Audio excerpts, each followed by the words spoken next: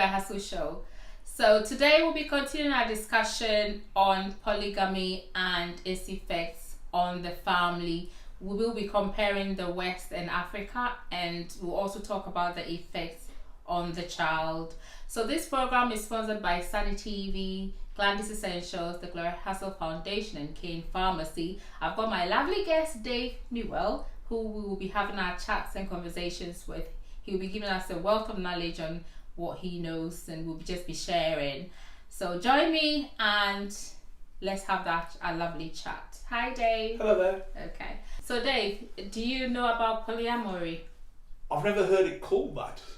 Okay. But I have heard people say they have an open relationship with their partner, wife, husband, whatever, and they can go and have as many other partners as they like. Do you know anyone who's... No, I don't know of anybody. Oh, you don't want to say. No, I don't. I honestly don't know. None of my friends do that. None of my friends do that. But would you agree with me if I say that it's sort of increasing? It's possibly increasing, yeah. There's a group of people, they call themselves swingers. Yeah, I've heard of that as well. Yeah, they have parties or meeting, join together, where they swap partners. Yeah, I've heard of that as well. Apparently they have it in a park, like they have a specific place they do. Yeah. They do that. There used to be a place around here. They used to call it dogging. Okay. It's quite close to here. Okay. Just this side of Walsall. Okay. This side of Aldridge. Okay. There was a small car park. Okay, yeah. Cars used to go in there. Yeah. And people would start having sex in the cars. Next thing you know, there's a crowd around the car watching. So are they having it with their partners, or like, I don't get it, Sometimes, with different partners? Sometimes with their partners, yeah, because they like to do that. They're exhibitionists. And other times they can some go there singly, yeah, and meet people there. And it's open, and other people can watch. Oh yeah. Okay. So this open relationship, I have read a bit about it, and I feel like it's on the rise in the West. Possibly, yes. Yeah. Do you think in the future it could be legalized? Possible. So if this thing is legalized, would it be like similar to polygamy then? It could be. It could be classed as that, yeah. I don't know if it's legal, but I know in some states in America, some of the men practice polygamy. And I did read somewhere that one of the states had been legalized. I can't remember. Polygamy had been legalized. I can't remember which one. Yeah. Possibly one of the southern states. In America. Yeah. Yeah. Yes, I have heard about that. So do you think that with time this could like become normal or a part of the life in the West? Personally, I don't think so. Don't think so. Okay. I don't think so. Okay. If I've got to be very honest, I prefer the monogamous home to the polygamous family setting. And I think I'm saying this because I come from the polygamous family setting and I do not appreciate it at all. And I'm speaking for myself, and I know a lot of people from that family background would say the same. I don't appreciate it at all. For me, I think there's more negative than positive. And there's so much rivalry and hatred that it makes it almost, to me, dysfunctional. I always say the Cinderella story. Like, you tend to get the Cinderella story in polygamous homes, and you tend to get the Snow White stepmom, evil stepmom stories in polygamous homes, especially in Africa. I mean, the Western people are sort of different. Like, you could have a stepmom in the West who would be great to the child, and you could have a stepmom in Africa who would be great to the child. But the percentage of having a stepmom in Africa who might not treat the child right is probably 80 to 90%. You're only going to get a small percent who are going to be great to the child. The lot and the lot and the lot are going to just maltreat the child and always trying to let the child look bad before the dad, with the goal that their child becomes a favorite with the father. That's from my personal research and observation. That's the trend. Yeah.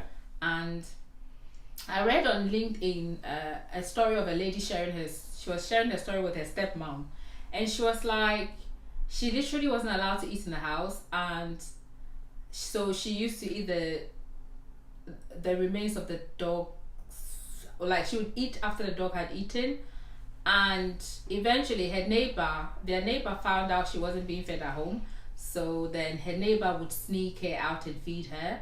So she was a lawyer, and she was sharing her story of where she had come from, and then she was sharing her story about her stepmom, and she was like, that really made her want to fight and do well for herself. And eventually she became a lawyer, so she was just sharing her story. And I was just reading her story, and I was just like thinking to myself, it's so normal. Like it's not the first I've seen that, and it doesn't surprise me, because that's all that happens in these polygamous homes. And I keep asking myself, where is the man in all of this, and who gains in this sort of family setup? Is it the man gaining, or is it the woman gaining? Do you know what I mean? I think so. Like I keep asking myself, and it's very hard to get to the women, because it's almost like the women are their own enemies, where they choose to fight themselves. And then to me, I feel like the man is just playing them. Oh yeah, could be. You know, personally, that's why I don't believe in polygamous relationships. I feel like the man is just playing them, and instead of them to support themselves, they just allow it and fight themselves, and the man is just happy and jumping. You know, I don't believe in it, and but I just want us to have this chat, because I want to create some kind of awareness that in all of it is the children that suffer, because these kids didn't choose to come into this world. The man chose to have them. So I believe that the man should be responsible for these kids. You have the child, you hand over this child to a woman, another woman who isn't their mom, and this woman just treats them however they want to treat them. And at the end of the day, it's a child who suffers, you know. So I just wanna us to have this chat to create some kind of... Yes, I say in this country there's an organisation called the Child Protection Agency. It's like if a man walks out on his family, for whatever reason, just ups and goes, and refuses to pay anything towards the upkeep of the children, then this agency, with the blessing of the courts, will track him down and make sure he pays for his children. They will have a ruling made by the court of how much per week per child he has to pay, and they usually gets paid monthly. If he refuses to pay, they can then go to his employer and have it taken straight from his salary. And what if he's not in employment? If he's self-employed, I don't know. I don't know how they do it. But they definitely try to find... Oh, they definitely try and find the man, the father, and try and make sure he pays for the upkeep of his children. See, the challenge is, I have had chats with friends of mine who are lawyers in Ghana, and we've had some chats, and I'm like, so what happens to the children in these scenarios who are being abused or have challenges? And she goes, or even women who have been abused in relationships, and she goes, well, the law exists but it isn't implemented. So like talking about how if the man didn't want to pay or look after the child, the Child Protection Agency would step in. Yeah. In this country, yes. You wouldn't have that in Ghana.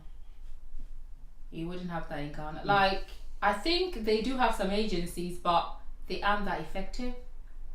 So it isn't being pushed through. So there's a lot of abuse on the side of the women, and it just allows the men to be empowered. Mm-hmm. But in all of it, my challenge is it's how the women aren't fighting for themselves. And I feel like with this polygamy scenario, I keep asking myself, why are you getting involved with a man who is already married anyway? Are you thinking about the other woman in this setting? Because clearly, if you're getting involved with a man who is already married, then you are literally getting in the way of another woman's marriage. That's what it is. I don't care what the circumstances are. You are getting involved in another woman's marriage. You have made that choice to do that. So I'm thinking to myself, as a woman, why would you do that? Have you thought about the other woman involved in this relationship? So at the end of the day, I feel like that empowers the man, and also the women are looking out for themselves, and they don't just come into the relationship, they come to take it all, like take over. You know, it's never like a lot of the women who get in after the first wife, a lot of them, the intention is just come in and take over. I've seen it because I come from such a family background. I've seen it. They never come in with, oh, I'm just gonna marry him. It's like, yeah, I'm coming in and I'm taking over. Because some of the men are like wealthy, or at least, you know, on Ghana standards, doing well. So they just want to take over. And it gets really nasty, if nasty is a word, because it gets everywhere. They get in the way of the kids, they get in the way of the other woman, they get in the way of the family, and it can become, when I say family, I mean other relatives, aunties, uncles, and it can get very, very messy. And I keep asking myself, why would another woman jeopardize another woman's marriage? So to me, I feel like the women who come in later feel like they are gaining because, well, if the man is wealthy, I also get to live in a nice house, I also get to drive a nice car, blah, blah, blah. But I feel like it empowers the man. In all of it, it empowers the man. I feel like the man is the one who's really like having a ball in all of this. That's my opinion, but I don't know. Do you have any... If you're talking about men abusing the wives, yeah, that to me is not done. Okay. I don't like that at all. But say in this country, you do get, in some families, the men do abuse the wives and the children. Yeah. And they get away with it. It is how do they get away with it? Because the wives do not complain. Okay. They don't contact the police. Okay. Because they're too frightened to. Okay. Like in the polygamous setting, it is abuse. Sometimes it isn't necessarily physical abuse, but it's like emotional abuse. Yeah. Because they abandon the women, sometimes the kids. It's hurtful. It's, you know what I mean. And there's been women who have been stripped of everything. So they maybe start off with a man when he had nothing, and then he does well, and then he goes for a younger woman. It's always usually a younger woman they go for, and then they almost strip her of everything, and then just go off with the other woman. So there is some level of abuse in it, you know. That's more like emotional. Yeah. Emotional abuse. Yeah, it isn't like physical abuse, it's emotional abuse. Sometimes verbal abuse as well, I guess. You know, so that's what usually really happens. So this is all we have for you today. We will continue our discussion next week. This program is sponsored by SunnyTV, Gladys Essentials, Kane Pharmacy, and the Gloria Hustle Foundation. You look after yourself, have a blessed week, and I'll see you next week. Bye. Gloria Hustle Show comes your way every Saturday, 7 p.m. on SunnyTV with your host, Gloria Hustle, to break down the importance of addressing and discussing issues like current affairs, marriage, culture, economy, health, wealth, and education on Gloria Hustle Show.